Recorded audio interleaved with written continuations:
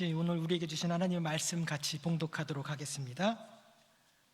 오늘 우리에게 주신 말씀은 민수기 12장 1절부터 8절 말씀입니다.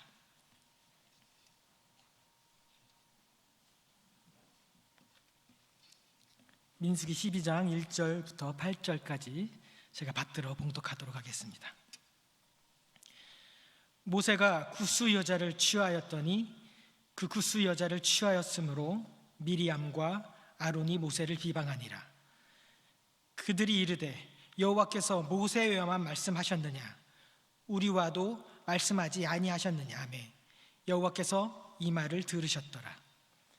이 사람 모세는 온유함이 지면의 모든 사람보다 더하더라. 여호와께서 갑자기 모세와 아론과 미리암에게 이르시되 너희 세 사람은 회막으로 나아오라 하시니 그 세 사람이 나아가매 여호와께서 구름 기둥 가운데로부터 강림하사 장막문에 서시고 아론과 미리암을 부르시는지라.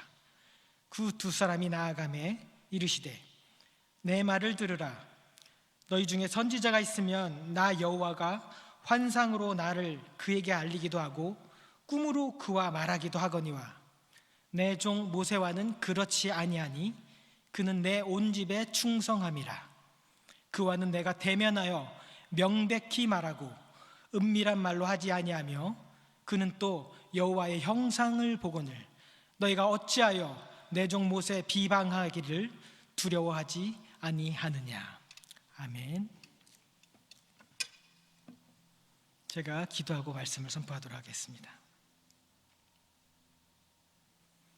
두렵고 떨리는 마음으로 이 자리에 섭니다. 하나님께서 부르셨사오니 전하는 자나 듣는 자나 이 예배당에서 오직 여호와의 말씀만 귀 담아 들을 수 있도록 도와주시고 세우신 종의 입술에 여호와의 말씀을 두사 담대히 선포하는 시간이 될 수 있도록 인도하여 주시옵소서. 성령으로 우리 모두에게 임하여 주시사 하나님의 말씀이 깨달아지고 깨달은 말씀이 우리 삶을 통해서 살아내는 그렇게 다짐하는 이 시간이 될 수 있도록 주님 역사하여 주시옵소서. 감사하며 예수님의 이름으로 기도합니다. 아멘. 네, 반갑습니다. 저는 방현주 목사라고 합니다. 1절에 보면 모세가 구스 여자를 취하였다라고 오늘 본문이 말을 하고 있습니다. 취하였다. 여성 우리 자매님들이 듣기에는 조금 기분 나쁘게 들릴 수도 있는 말인데 아내로 맞았다라고 쉽게 이해를 하시면 될 것 같습니다. 그런데 어떠한 상황에서 모세가 구스 여자를 아내로 맞이했는지 성경은 그렇게 자세히 기록하고 있지 않습니다. 아시는 바와 같이 모세는 40세 즈음에 미디안 광야로 도피를 했다가 그곳에서 십보라라는 아내를 취하게 됩니다. 그 뒤로 성경은 자세하게 십보라에 대한 얘기가 없는 관계로 현재 모세가 같이 살고 있는지 아니 십보라가 죽었는지 다른 곳에서 자녀들과 살아가고 있는지 알 수는 없습니다. 조강조처가 있는데 세컨을 얻어서 지금 비방을 받고 있는 건지 알 수는 없는 겁니다. 지금 현재 모세의 나이는 대략 80세쯤 되었습니다. 80세쯤 됐던 모세가 80세의 여자를 아내로 맞을 리는 없다라고 생각을 합니다. 조금 더 젊은 아내를 맞이했을 겁니다. 그것 때문에 어쩌면 비방을 받았을지도 모릅니다. 모세에 대해서 좀 더 자세하게 한번 알아보도록 하겠습니다. 레위 가문의 한 남자와 레위 가문의 한 여자가 그 가운데 결혼하여서 아들 모세가 태어났습니다. 너무 잘생겨서 바로 죽이지 못하고 석 달 동안 숨겨서 기르다가 더 이상 숨길 수가 없게 되자 어머니가 갈대 상자에 역청과 나무진을 발라서 갈대숲 사이 나일강가에 두고 옵니다. 우리가 알고 있는 그 이집트 왕자의 그 애니메이션 때문에 어떤 분들은 모세를 갈대 상자에 삶아서 나일강가에 던졌다라고 알고 있는데 사실은 그게 아니고 정확하게 성경이 갈대숲 사이에 두고 왔다라고 합니다. 태어난 지 3개월, 그리고 바로 바로의 딸에게 입양되어서 애굽에서 궁중 생활을 40년 동안 합니다. 그리고 그곳에서 다 아시는 바와 같이 살인을 저지르고 미디안으로 도피 생활을 하게 되었죠. 그리고 출애굽한 후에 또 40년을 지내게 됩니다. 그래서 토탈 모세의 나이는 124세를 향수하고 죽었다라고 성경은 말합니다. 모세 현재 나이는 그럼 80세 정도 되었습니다. 그리고 아론의 나이는 3살 더 많은 83세라고 성경이 말합니다. 그렇지만 미리암의 나이는 정확하게 알 수 없습니다. 그런데 성경에 출애굽기 2장 8절에 보면 바로의 딸이 그에게 이르되 가라, 그 소녀가 가서 그 아이의 어머니를 불러왔다라고 기록하고 있습니다.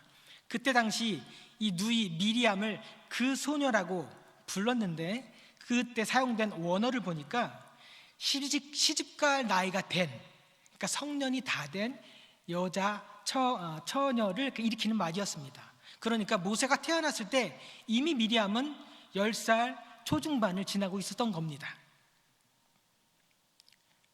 근데 갑자기 2절에서 미리암과 아론이 이렇게 말을 했습니다. 여호와께서 모세에게만 말씀하셨느냐, 우리와도 말씀하지 아니하셨느냐 라고 불평을 했습니다.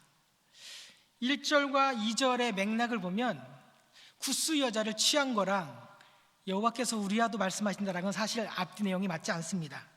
그래서 설교자인 저는 곰곰이 고민해 보았습니다. 사실 설교자들은 성도님들이 아무것도 아닌 것 가지고 단어 하나 가지고 고민과 고민을 합니다.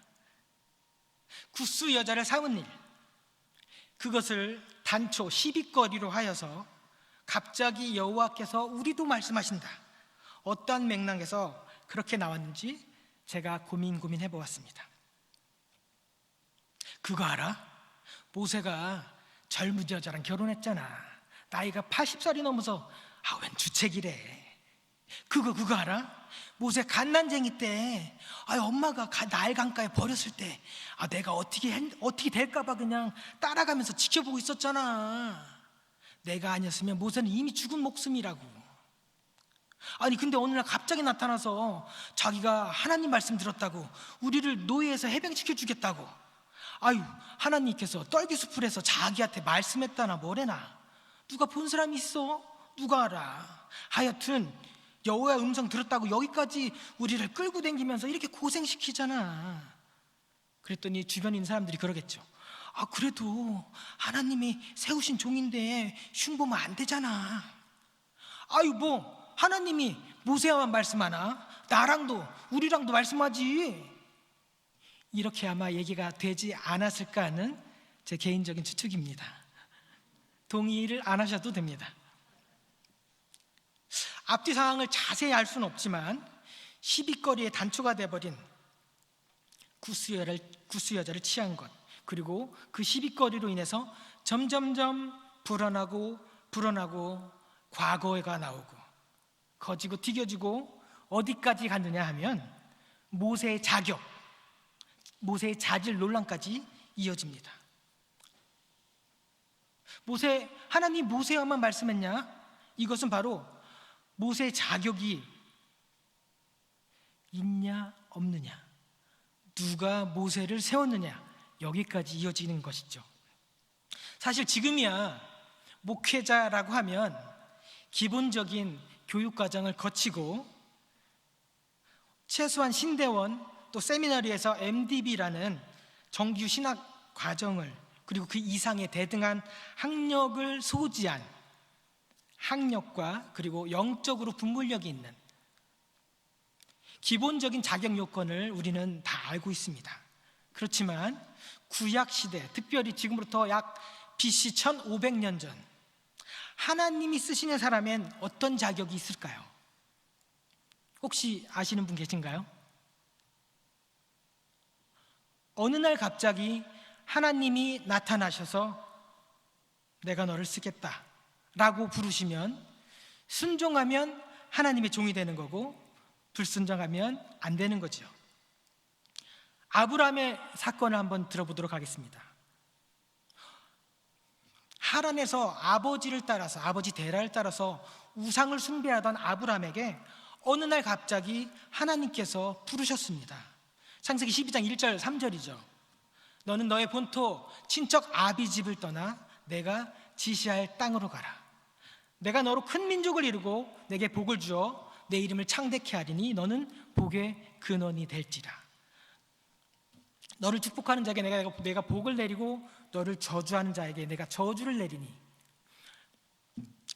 땅의 모든 민족이 너로 말미암아 복을 얻을 것이니라. 이 말씀 한 구절을 가지고 아브라함은 갈 바를 알지 못한 채 순종하며 떠났다고 히브리서는 말을 하고 있습니다. 여호와께서 모세와만 말씀하느냐? 하나님이 모세만 쓰시느냐? 하나님이 우리도 쓰신다. 이것은 선택을 받을 자가 선택하시는 하나님한테 하나님, 지금은 나를 선택해야 될 때입니다 라고 리모컨 버튼을 누르는 거죠. 마치 우리가 테레비를 온하고 오프하는 것처럼 하나님, 지금은 아닙니다. 하나님, 지금은 잠잠히 제가 알아서 할게요. 잠깐만 졸고 계세요. 이렇게 하나님을 어거지로 부려먹는 그런 상태인 거죠. 하나님의 절대 주권과 하나님의 절대 선택권에 도전장을 던지는 질문인 것입니다. 내가 움직이면 하나님도 나를 따라온다고. 혹시 이런 기도 들어보셨나요? 하나님의 보호자를 움직이는 기도. 어떤 문제를 놓고 좌우지정이 서로가 하나님이 우리 편이다, 하나님이 내 편이라고 우깁니다. God is our side. 아닙니다. 절대 아닙니다. 하나님은 누구 편도 아닙니다. 하나님의 뜻을 구하는 자, 하나님의 말씀대로 사랑으로 겸손으로 행하는 자가 하나님 편인 것입니다. 존경하는 웨슬리 성도 여러분들, 하나님의 말씀대로 사랑과 겸손으로 행하시는 성도님이 되시길 소망합니다. 제가 왜 구스 여자를 취한 것이 가십이라고 했냐면요, 구스 여자가 이방인이었기 때문입니다. 구스 여자 사실 우리한테는 낯섭니다. 그래서 또 제가 묵상을 해보았습니다. 창세기 10장에 보니까 노아의 홍수 이후에 노아의 아들들이 있습니다. 셈, 함, 야벳. 그들 둘째 아들 함의 족보에 이 구스가 나옵니다. 노아는 의인이요 당대의 완전한 자라, 하나님과 동행한 자라라고 말씀을 기록하고 있죠. 이 구스 족속은 바로 이 노아의 둘째 아들, 완전하였고 하나님과 동행하였던 그 뼈대에 있는 집안에서 나온 족속입니다. 또 구스 여자, 이방 여자와 결혼하지 말라는 명령은 사실은 모든 이방 여인을 의미하는 것이 아닙니다. 출애굽기 34장 또 신명기 7장에 보면은 정해진 이방 민족이 있습니다.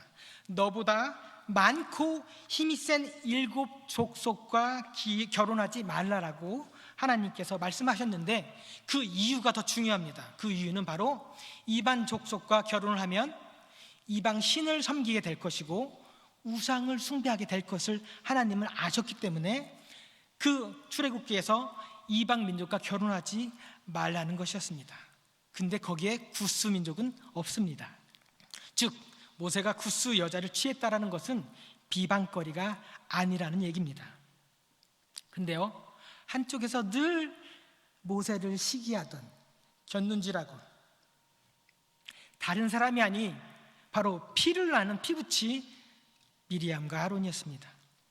아주 오래전부터 가슴속에 나도 쌓이고 쌓였던 게 결국 구스 여자를 취한 것으로 걸린 거죠. 옳다구나, 내가 이번에는 그냥 안 넘어간다, 딱 걸렸어 라고 말을 한 거죠. 여러분들도 아시다시피 나를 비방하는 자들은 언제나 가장 가까운 자리, 가장 신뢰했던 모든 것을 공유하고 기도 제목을 알렸던 그 자리에 있는 것입니다. 절대 그럴 리 없어, 이분은 절대 배반하지 않을 거야 했던 그 자리에서 나를 비방하는 사람이 나온다는 겁니다. 자, 옆 사람, 앞 사람 한번 바라보실까요? 세상에서 가장 선하고 아름다운 미소를 지으면서 물어보겠습니다. 당신은 아군입니까? 적군입니까? 우리의 믿음의 대상은, 우리의 신뢰의 대상은 오직 여호와 한 분인 것을 믿으시길 바랍니다. 아멘. 시작은 비방이었죠. 살이 붙고 커져서 결국에 모세의 자질, 모세만 종이냐?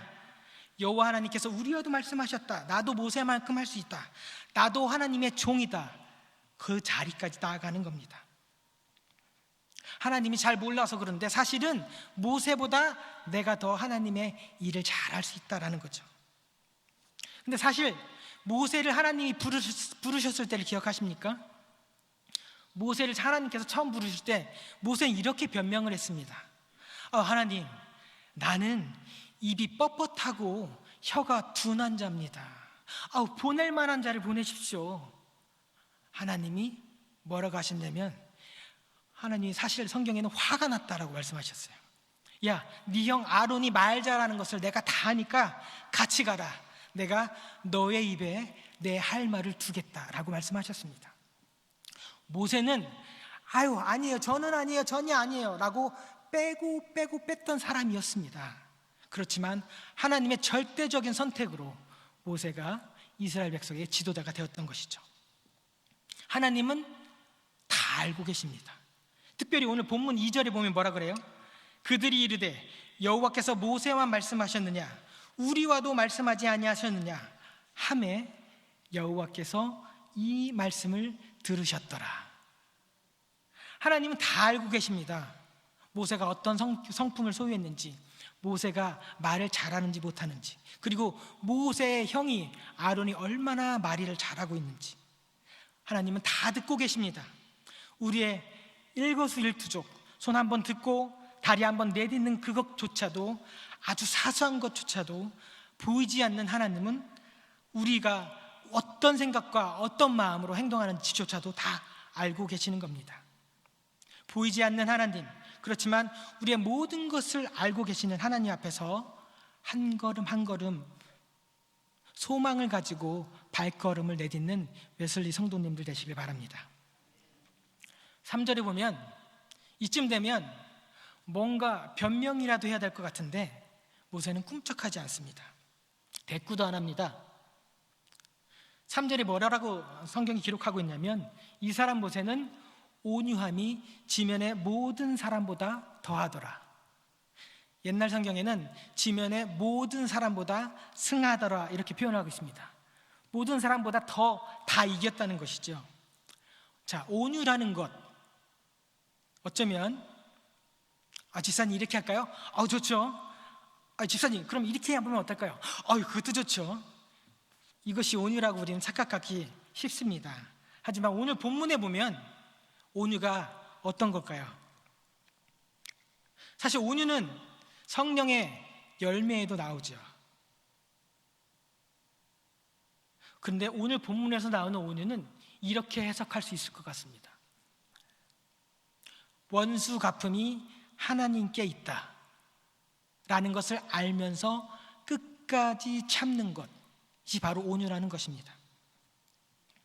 만약에 하나님께서 나타나서 미리암과 아론을 꾸짖기 전까지 그것을 참지 못하고 기다렸다가 그게 아니라고 라고 하면서 변명을 했다면 오늘 본문에 하나님이 등장하는 일은 없었을 겁니다.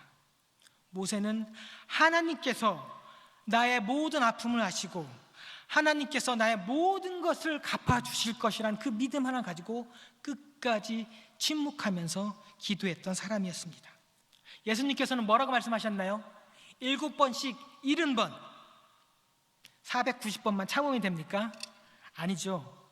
7번 70번 성경의 완전수 7이란 숫자를 이동하여서 끝까지 참으라고 말씀하시는 겁니다.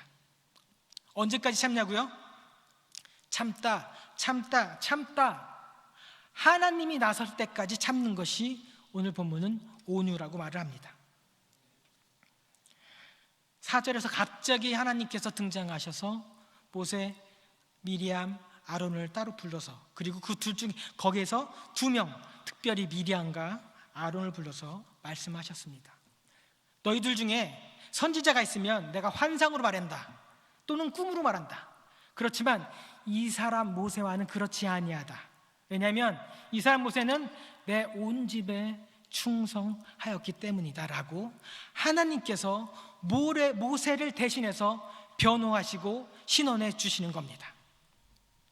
그와는 내가 대면하고 말하고 명백하게 말하고 은밀한 말이 아닌 아주 직설적인 얼굴과 얼굴을 맞대고 말을 하는데 어찌하여 너희는 두려움없이, 오늘 제가 설교의 제목으로 삼았습니다. 어찌하여 너희는 두려워하지 않느냐, 어찌하여 너희는 모세 비방하기를 두려워하지 않느냐. 참고 제가 사실 오늘 교회에 와서 장로님한테 지금 어떻게 상황이 돌아가고 있는지 잠깐 들었습니다. 근데 이 상황에서 제가 참고 참아야 됩니다 라고 말하기가 사실은 죄송스럽습니다.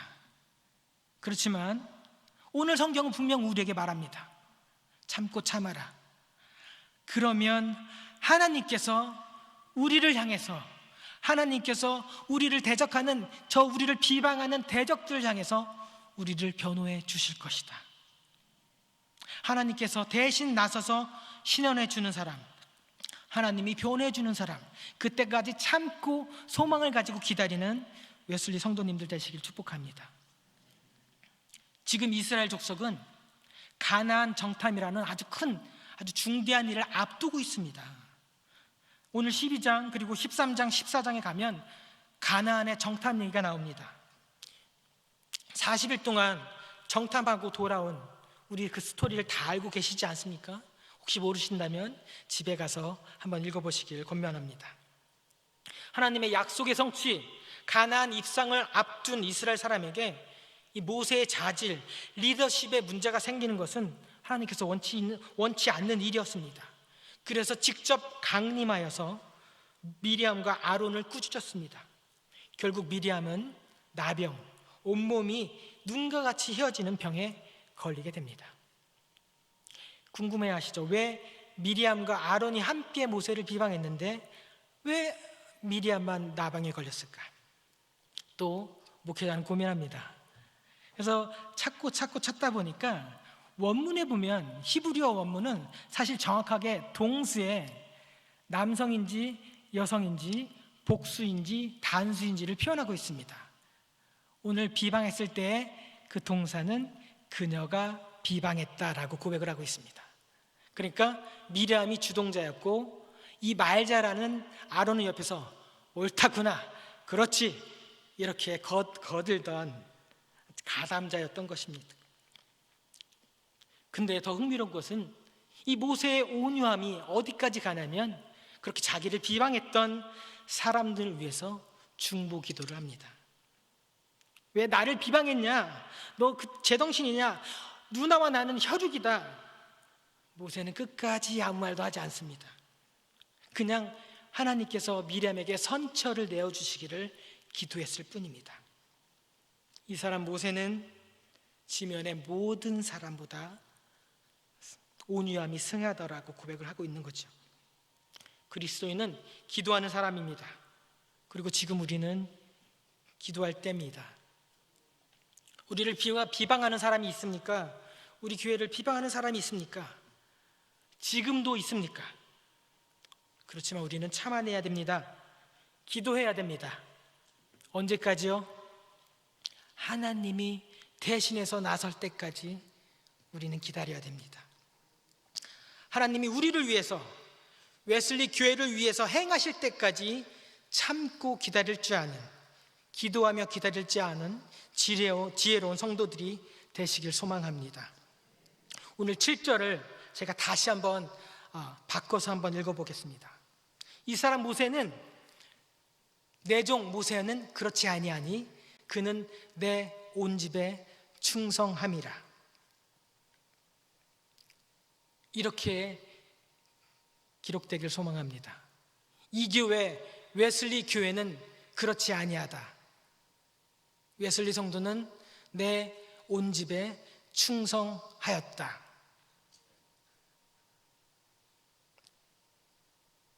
때가 되어 하나님께서 이 웨슬리 교회를 위에서 변호해 주시고 신원해 주실 때까지 우리는 그저 기도하면서 기다리면 됩니다. 힘들고 어렵고 아프지만 분명히 살아계신 하나님께서 하나님의 뜻을 구하고 기다리는 자에게 행하실 것을 믿기에 어렵지만 함께 기도하겠습니다. 저희도 기도하겠습니다. 많은 교우들이 함께 기도하겠습니다. 참아내시고 견뎌내시고 끝까지 승리할 수 있는 웨슬리 교회 성도님들 되시길 주님의 이름으로 축복합니다. 함께 기도하시겠습니다. 하나님, 보이는 세상은 너무나 많이 우리를 유혹합니다. 하나님, 들리는 소문은 우리의 가슴을 너무나 아프게 합니다. 하지만 하나님의 자녀로 하나님의 백성답게 살아가고자 소망을 가지고 기도하는 우리의 솔리 성도님들, 보이진 않지만 늘 우리가 동행하시고 말씀하시고 인도해 주실 것을 믿고 하나님 앞에서 두려움과 떨림으로 하나님 보시기에 선하고 기뻐하시고 온전한 삶을 살아갈 수 있는 웨슬리 성도들 되게 하여 주시옵소서. 감사드리며 예수님의 이름으로 기도합니다. 아멘.